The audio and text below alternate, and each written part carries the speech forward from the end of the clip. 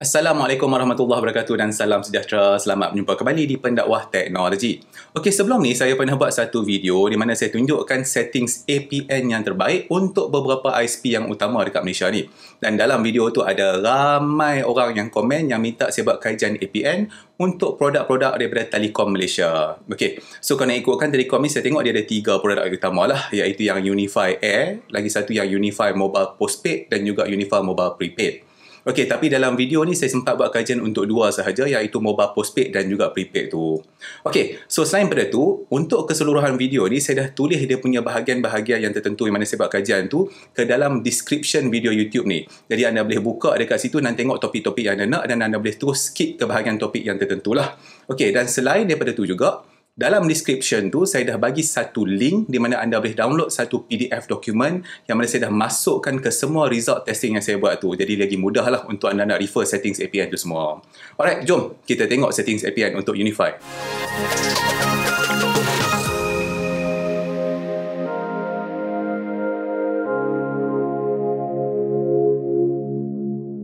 Alright, so untuk kesemua SIM card ni saya register dan dapatkan sendirilah daripada TM Point dekat Cyberjaya tu. Dan apabila saya dapat SIM card tu, saya just beli apa-apa add-on untuk dapatkan unlimited ataupun high speed internet lah. Saya ambil semua yang bagi penuh. Untuk testing ni, saya kepit saya punya telefon dekat atas stand ni supaya dia kekal pada kedudukan yang sama untuk sepanjang testing. Lepas tu, saya gunakan aplikasi OpenSignal ni untuk nak tengok kedudukan tower Unify yang paling optimum untuk saya lah. Jadi, saya akan talarkan telefon saya ke arah yang ditunjukkan oleh anak panah tu. Selain itu, saya gunakan aplikasi Network Cell Info ni juga untuk nak tengok saya punya bacaan nilai RSRP ni lah. Jadi, kalau boleh kita nak nilai ni paling dekat dengan kosong. Benda yang terakhir adalah saya cek DNS server yang paling elok untuk saya gunakan dengan line Unify ni lah. Jadi macam apa yang anda boleh tengok dekat sini, saya gunakan aplikasi DNS Test untuk tengok DNS server yang paling laju. So untuk testing ni, saya gunakan DNS server daripada Quad9. So anda juga boleh gunakan aplikasi ni untuk cari DNS server yang paling laju untuk anda. Dan untuk testing tu pula, saya gunakan speed test untuk keseluruhan testing. Dan telefon tu kekal pada kedudukan yang sama sampailah saya habis buat semua testing tu. Okey, untuk bahagian pertama ni, saya akan mulakan dengan Unify Mobile Postpaid dulu. Okey, jadi ini adalah kesemua settings-settings APN yang saya gunakan. Settings APN yang asal ataupun yang default tu adalah pada column yang pertama tu. So, itu adalah setting yang sebelum saya ubah apa-apa. Untuk setting nombor 1 sampai setting nombor 6 tu, saya warnakan ataupun saya highlightkan kotak-kotak dengan warna kuning untuk apa yang saya ubah. Untuk setiap settings APN yang saya ubah tu, saya run speed test sebanyak 3 kali. Jadi inilah dia result speed test untuk setiap setting APN yang saya cuba. Sebenarnya ada beberapa lagi data yang saya terpaksa keluarkan daripada page ni sebab tak muat untuk saya tunjukkan dekat dalam satu skrin ni. Jadi kalau anda nak tengok maklumat penuh tu, anda boleh tengok dekat dalam dokumen PDF yang saya dah bagi link dekat dalam video description ni. Jadi dalam dokumen tu saya tunjukkan ke semua data penuh untuk setiap testing yang saya buat ni. Ini pula adalah nilai purata bagi setiap testing yang saya buat tadi.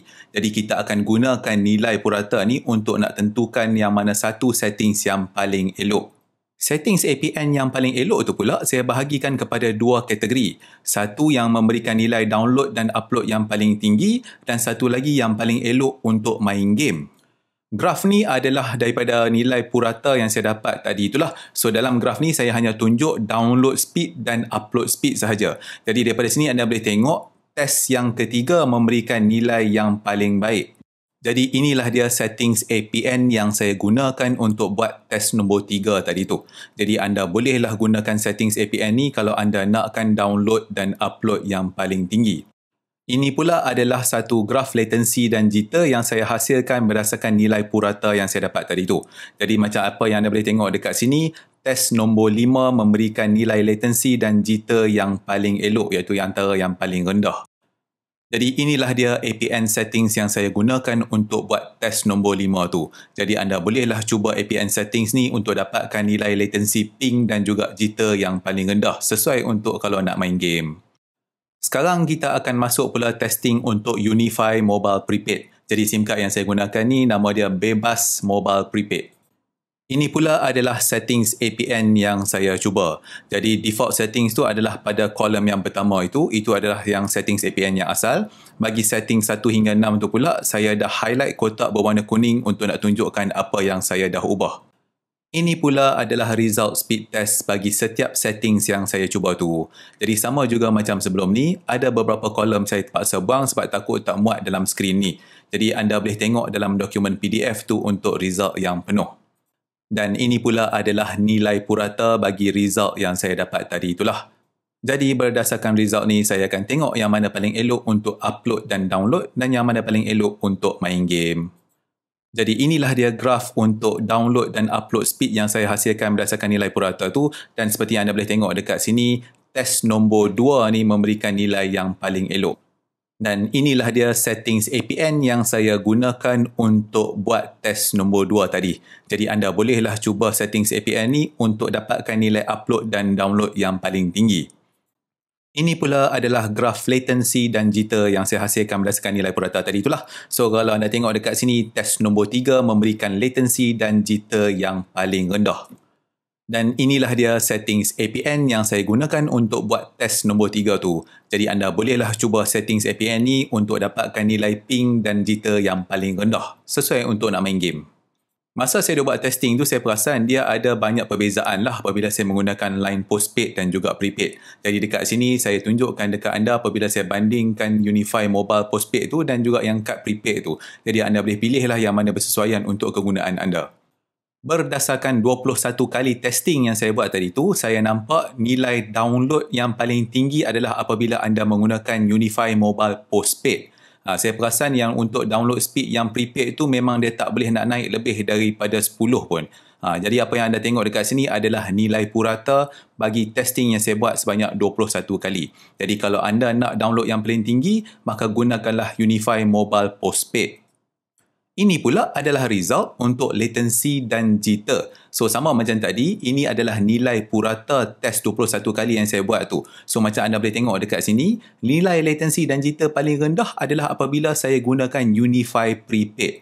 Saya pun agak pelik lah juga dengan perkara ni. Jadi kalau anda nak main game, maka anda gunakanlah Unify Mobile Prepaid. Jadi itulah dia beberapa contoh settings APN untuk Unify Mobile Postpaid dan juga Prepaid. Okey, tapi saya kena tekankan dekat sini, kesemua result testing itu adalah berdasarkan coverage Unify di tempat saya ni dan juga device yang saya gunakan. Jadi kalau kat tempat anda ada coverage Unify yang lebih elok, maka mungkin hasil testing itu adalah berlainan. Okey, so selain daripada tu, settings APN itu juga adalah berdasarkan apa yang saya kaji cari daripada internet lah. Jadi ada kemungkinan mungkin ada settings-settings yang lebih baik yang saya tak jumpa. Jadi saya galakkan anda untuk terus mencari dan terus mencuba. Okey, so kita pun dah sampai kepada penghujung episod kali ini. Dan seperti biasa, kalau episod ini membantu anda, maka janganlah lupa untuk like, subscribe, share dan follow Pendakwah Teknologi. InsyaAllah kita akan berjumpa lagi dalam episod yang seterusnya. Terima kasih kerana menonton episod ini. Assalamualaikum.